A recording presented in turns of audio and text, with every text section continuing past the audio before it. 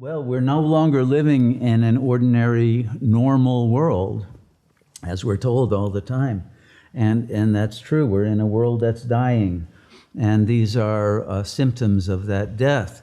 So if one is wise, one will use one's resources to reach a situation that is more survivable.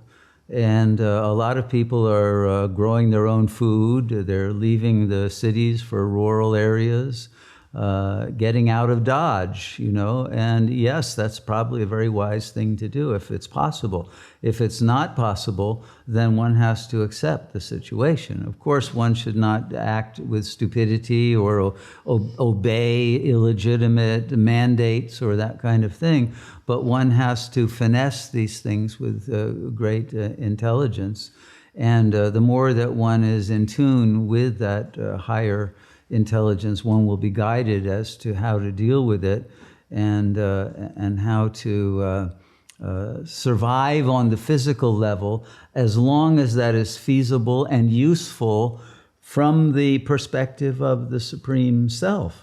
But because you are the Supreme Self, and the Supreme Self is bodiless, when your body dies, it will be no problem, and one shouldn't have any agony or fear of death.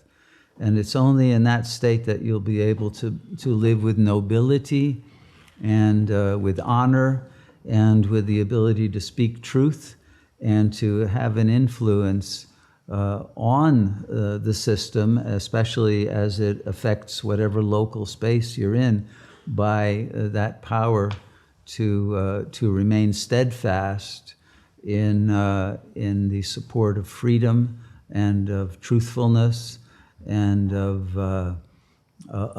mutuality, of love and honoring and respect and the recognition of our divinity. So you will have an important effect on everyone that you are near and relating with, but we are planting seeds for future times, not just trying to survive in this life. That's the problem of the ego. It can't see beyond this particular existence of a body, but we are eternal beings. And most will come back into the next cycle of time. And very few are graduating from this school.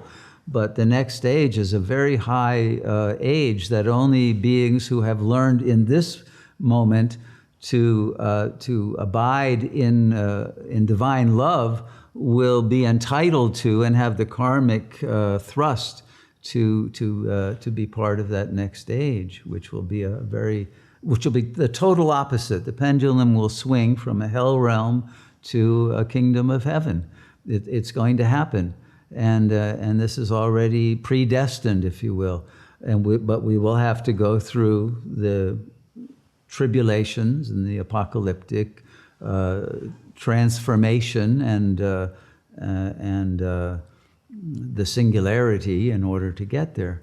But the more we are already in that state of eternal presence, the more none of that will seem like anything is happening at all. And that's where we have to get to in our consciousness. And then you will have no trouble reconciling whatever has to occur.